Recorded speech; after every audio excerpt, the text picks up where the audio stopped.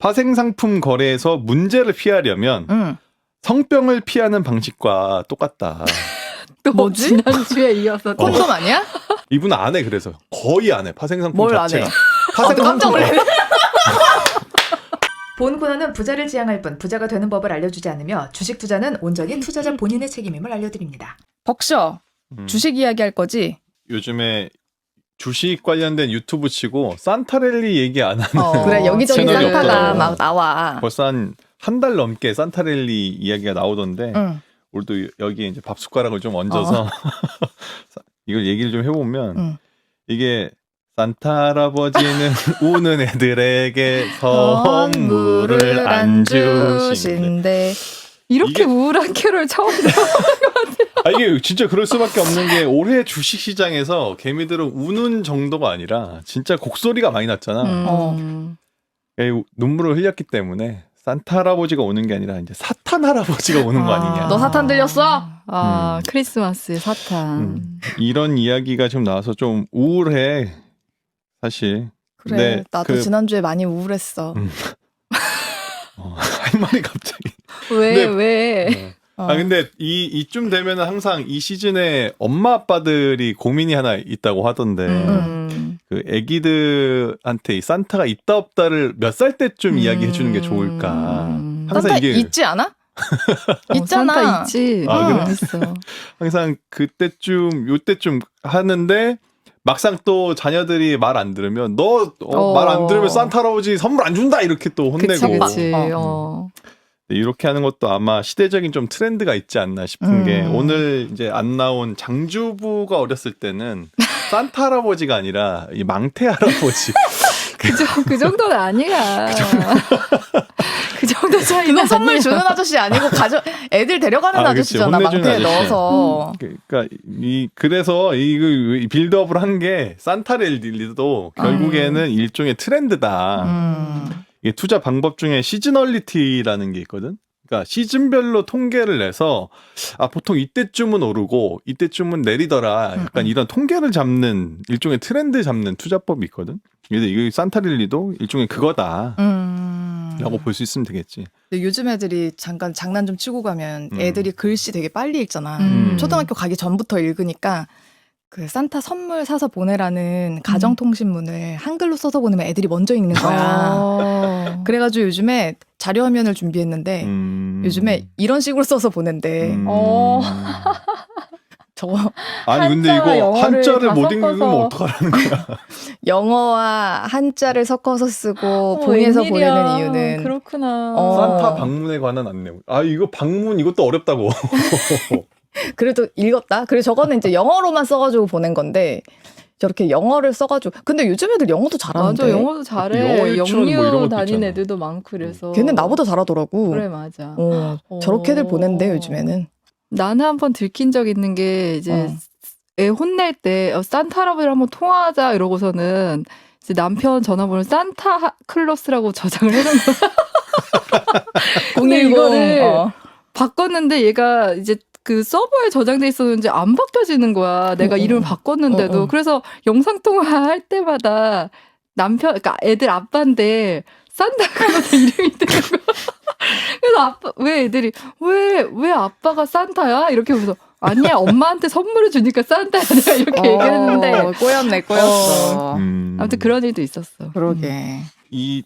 지금 산타랠리 요게 이 트렌드 내기가 딱 좋더라. 왜냐하면 지금 특히 이제 미국 기준이긴 한데 지금 보면 땡스기빙, 크리스마스, 이제 새해 이 연휴 3개가 한꺼번에 이렇게 있는 영미권의 최대 명절 이렇게 얘기하잖아. 그러니까 그냥 이때에 맞춰서 주식시장이 오를까 내릴까 이렇게 통계를 많이 내본 거지. 미국 같은 경우는 대체로 통계 지표가 나오는 게 1920년대부터는 거의 정확하게 나오니까 그때부터 이게 통계를 내보면 벌써 몇십 년이야. 거의 100년 가까운 통계가 나올 수 있는 거잖아. 20년이니까. 100번에 가까운 크리스마스쯤 해서 주식시장이 어떻게 됐나 대충 통계를 내봤더니 웬만하면 오르더라. 그래서 산타랠리 하는구나. 웬만하면 오르는데 문제는 뭐냐면 안 올 때.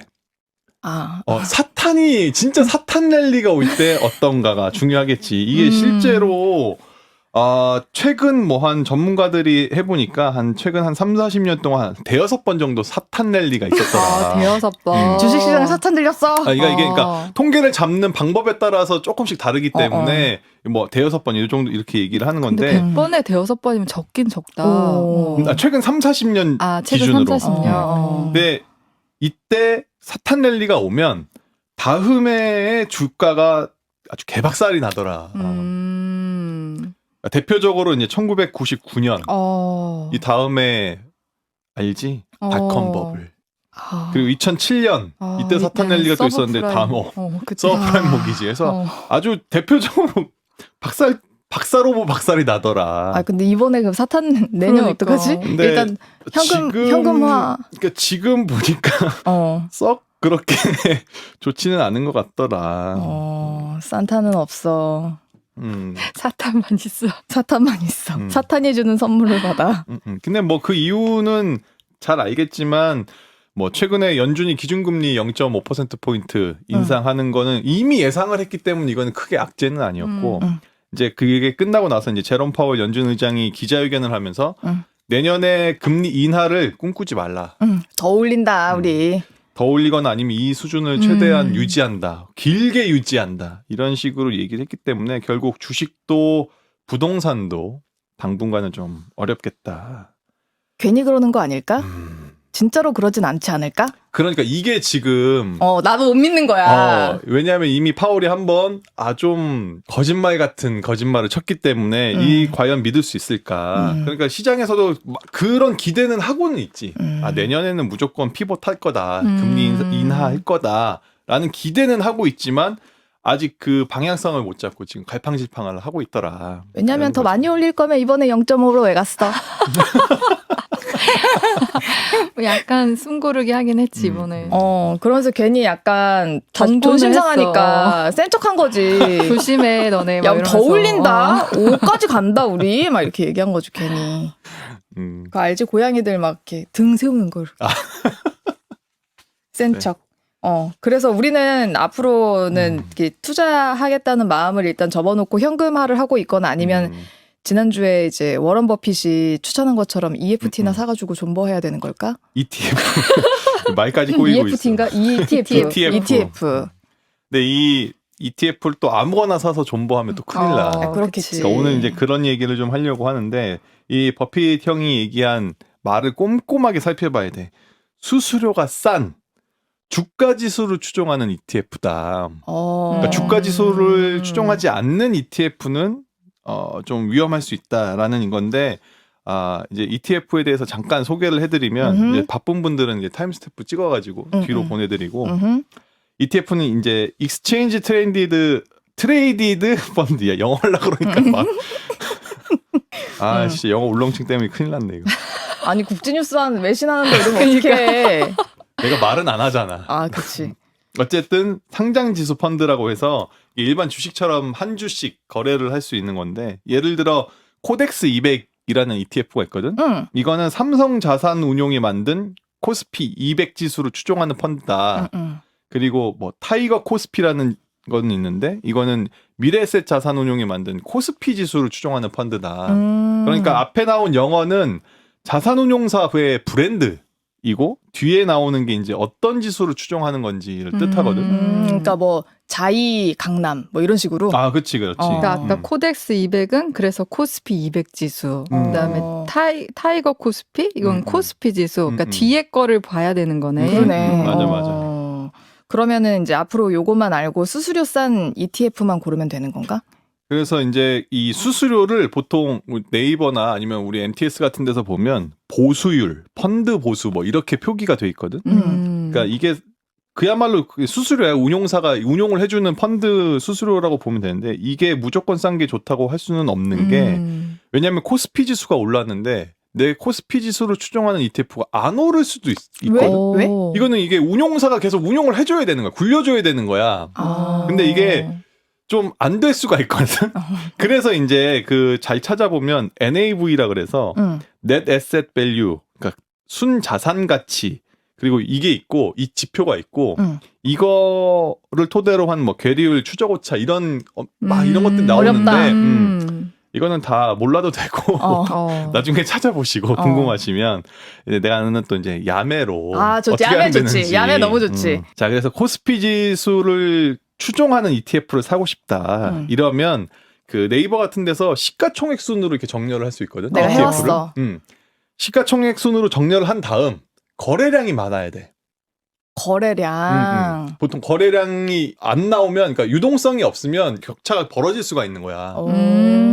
그렇기 때문에 거래량도 많은데 수수료까지 싼 이 세 가지 조건을 만족하는 거래량이 ETF를 좀 많다는 찾아봐요. 거는 이 회사가 계속 열심히 굴리고 있다는 이런 뜻인 그리고 건가? 많은 사람들이 거기에 실제로 거기 돈을 투자를 하고 있다, 매매를 하고 있다라는 뜻이니까 내가 아니더라도 누군가 계속 이걸 해주고 있으니까 내가 팔 때도 쉽고 살 때도 쉽고. 그래서 내가 어제 해봤다? 음. 근데 이렇게 보니까 막 여기에 선물, 인버스 맞아. 뭐 요런 것들이 되게 많더라고. 거래량이 엄청 맞아. 많던데?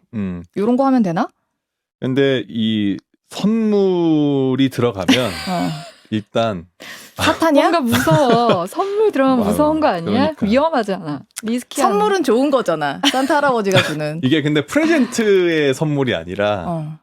우리가 아는 그 선물이 아니라 이제 파생 상품의 선물이기 때문에 그런 건데 우리 또 유교보이 버핏 형이 파생 상품에 대해서 평가를 해놓은 걸 내가 가져왔는데 파생 상품 거래에서 문제를 피하려면 성병을 피하는 방식과 똑같다.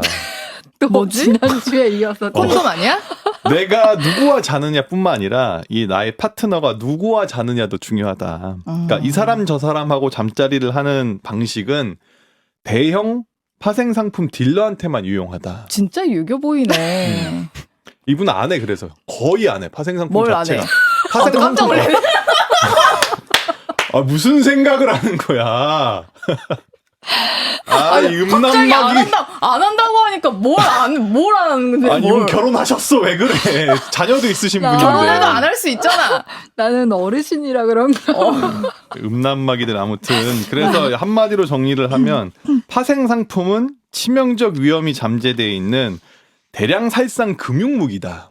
이렇게까지 표현을 했거든. 그러니까 이 파생 상품은 왜 어지간하면 하지 말아라 라는 게 이제 버핏 형이 말하는 거고 그 중에서도 이제 레버리지와 이제 뭐 인버스 이런 애들이 있는데 이런 애들은 더 위험한 게 레버리지는 뭐 말 그대로 이제 2배, 3배 곱해서 나오는 거고 인버스는 이제 반대로 그러니까 지수에 어떻게 보면은 공매도 하는 개념으로 가는 거잖아. 이런 것들이 더 왜 위험하냐면 그러니까 예를 들어서 내가 이제 100만 원으로 주식 투자를 시작을 했을 때 10%의 수익이 나면 110만 원이 되잖아.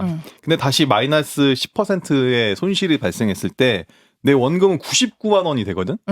그런데 예를 들어서 내가 2배짜리 레버리지 상품에 투자를 했다고 치면 100만 원을 투자했을 때 10%의 수익이 나왔으면 곱하기 2를 해서 이제 20% 수익이 나겠지.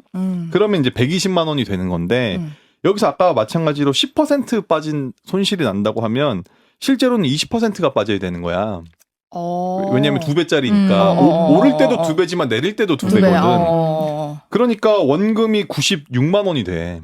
그러니까 내가 일반적으로 했으면 10,000원 손해지만 2배짜리 레버리지 상품 했으면은 4만 원의 손해가 난 거거든. 근데 이게 지금 거래를 한 번 해서 이렇게 된 거지만 이거를 계속 만약에 내가 계속 거래를 하는데 이걸 계속 내가 잘못 맞춰가지고 계속 틀려. 그러면 몇 배로 계속 손해가 더 커지겠지. 근데 이게 보통 레버리지 상품이나 이런 것들은 특히 그 방향성이 없이 주가가 방향성 없이 횡보할 때, 그러니까 박스장일 때 이게 더 계속 이런 식으로 날 수밖에 없거든. 왜냐면 방향성이 있으면 내가 방향성을 맞췄으면 계속 수익이 나겠지만 내가 방향성을 못 맞추면 계속 그냥 반대로 계속 두드려 맞는 거거든. 그래, 이번에 산타랠리랑 같이 나온 얘기가 뭐냐면 당분간 박스권에 있을 것이다거든. 맞아. 그렇기 때문에 이걸 잘못 투자하면은 더 크게 맞는다.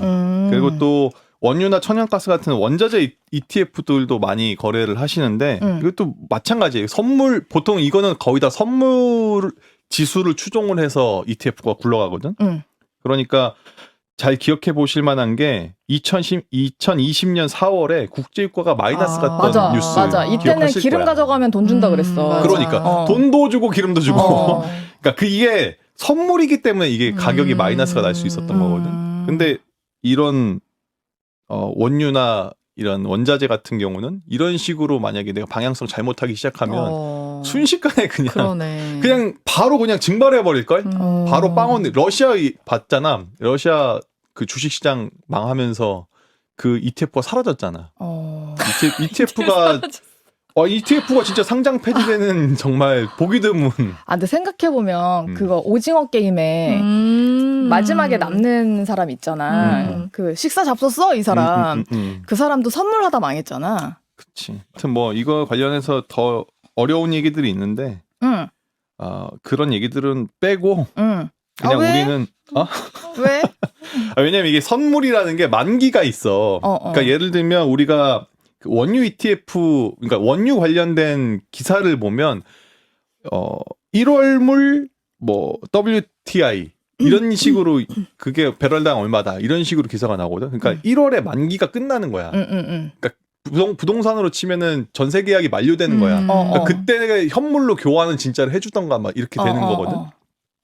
근데 내가 만약에 이 원유 ETF를 들고 있다고 치면 나는 거래를 안 하더라도 이거를 자산운용사들은 선물 거래를 계속 해줘야 돼. 1월물 만기에서 끝나면 5월물짜리 다시 사주고 5월물 만기 끝나면 계속 이걸 사줘야 되잖아. 이거를 그 선물 쪽에서 전문 용어로 롤오버라고 하는데 이 롤오버를 할 때 이익이 생길 때도 가끔 있지만 대부분은 무조건 손해를 봐야 돼. 선물 같은 경우는 롤오버를 할 때. 그러니까 나는 그냥 가만히 들고 있었지만 자산운용사가 손해를 보면서 계속 이거를 연장을 시켜주는 거거든. 그러니까 내 ETF 가격도 거기에 영향을 받아서 빠질 수밖에 없지. 왜 해? 그럼 그거? 왜 하긴 원유가 오를 것 같으면 오른다에 사고 이렇게 하는 거지. 그러니까 그러면 그냥 말을 종합하면 ETF를 할 때 하더라도 이렇게 지수에 연동된 걸 해야지 원유나 무슨 선물 이런 거에 관련된 거 하지 않는 게 좋다는 그거는 거지. 최대한 좀 정말 전문가용 의 어떤 상품이라고 볼 수 있을 것 같고, 그러니까 내가 해지용으로 나는 보통 우리가 주식을 살 때 오른다에 걸어놓는 거잖아. 그러니까 나는 오르는데 단기적으로 한 며칠 빠질 것 같아라고 할 때는 인버스를 뭐 잠깐 살 수는 있어도 단기용으로 해지용으로 단기용으로 약간 살 수 2보 있어도 전진을 위한 1보 후퇴 약간 이런 느낌. 그럴 수는 있어도 그게 아니라면 존버하는 거는 진짜 크게 비추다. 그리고 뭐 여기서 덧붙여서 이제 ETF에 H랑 TR이 붙어 있는 애들도 그런 거 있는데, 있더라. 맞아. 이거 잠깐 얘기해 주면 TR은 토탈 리턴이라고 해서 예를 들어서 내가 이제 코스피 200 지수를 추종하는 ETF를 샀다고 치면 삼성전자부터 시작해서 코스피 시가총액 200위까지 있는 기업들을 조금씩 산 거라고 보면 되거든. 근데 이 회사들이 배당금을 줄 거 아니야. 보통의 경우에는 내 통장에 꽂혀 ETF를 사놓더라도. 그런데 만약에 코스피 200 TR이 붙어 있는 애를 샀다면 이 배당금을 자동으로 자산운용사들이 다시 재투자를 해줘. 그러니까 이 배당금을 자동으로 재투자해주는 일종의 복리 효과를 그대로 가져가는 상품이라고 보면 되고, 이 H는 아까 얘기한 이제 해지라 그래서 보통 해외 지수나 해외 뭐 이렇게 거래하는 거에 많이 붙어 있는데. 이게 그러니까 예를 들면 S&P 500 지수를 추종하는 우리가 ETF를 산다라고 하면 이 지수 플러스 $1 환율의 변동에까지 합쳐서 이 가격 ETF 가격이 움직이는 거거든요. 그러니까 그 장이 안 좋았어도 환율이 높아지면 그 가격이 그치. 오르는 거지. 어느 정도 보완이 되는 건데 예를 들어서 이게 H가 붙어 있다. 그러면 나는 환율 같은 건 잘 모르겠고 이 지수만 추종하겠다라는 뜻이니까 앞으로 이 원유 아니에요. 뇌정지가 왔네. 고장났다. 이 환율이 앞으로 이제 좀 떨어질 것 같다. 뭐 이런 거를 좀 고려를 하면은 아무래도 좀 이 H가 붙어 있는 거를 거래를 하면, 아니면 나는 이제 환율까지 고려를 하겠다. 나는 할 수 있다라고 하면 뭐 지수 H 안 붙어 있는 거 하셔도 무쇠 되고. 뿔처럼 나아가는 거야. 이제 그때 으르렁거리면서. 그렇지. 그래. 자, 그럼 결론적으로 해야 되나 말아야 되나 ETF를 그치. 그런 생각이 드는. 그러게 말이야. 이거 그러면 ETF는 어쨌든 계속 가지고 있으면 안 된다는 거지? 아니. 지수 연동된 거는 괜찮고 지수는 원유나 괜찮고. 이런 거 선물 관련된 거나 아까 말한 레버리지 인버스 관련된 거는 웬만하면 안 갖고 있는 게 만기라는 개념이 없으니까 안 갖고 있는 게 좋다. 근데 대신 안정적으로 우리가 하려면은 지수 연동된 거 뭐 아까 코스피 200이나 뭐 이런 것들을 하면 그거는 그래도 괜찮다. 이 말인 것 같아요. 그러니까 보통 그래서 그 미국 지수 그러니까 S&P 500이랑 우리나라 코스피 ETF 이런 거랑 또 채권, 미국 채권, 국내 채권 이런 것들은 보통 이렇게 합쳐가지고 분산 투자를 해서 장기 보유하는 형식으로 포트폴리오 구성하기도 해. 그렇구나. 나 아는 사람 그 얘기 하긴 하더라고. 지금 이제 주가가 안 좋잖아. 그러니까 코스피 ETF 그러니까 왜냐면 언젠가는 오른다. 지금이 안 좋지만 뭐 내년 내후년에 오른다. 그런 거 그냥 나는 뭐 일일이 종목마다 오르는 거 내리는 거 보는 거 귀찮고 안정적으로 근데 은행 예금보다 좀 높이 하고 싶다 한 사람들이 요걸 하면 좋다고 그 얘기는 하긴 하더라고. 어쨌든 그 주식은 오르니까 그냥 전체 지수를 추종하는 걸 하면 뭐 괜찮을 것 같기는 해. 근데 당장 돈이 없지 지금. 단타를 너무 해서. 본 코너는 부자를 지향할 뿐 부자가 되는 법을 알려주지 않으며 주식 투자는 온전히 투자자 본인의 책임임을 알려드립니다.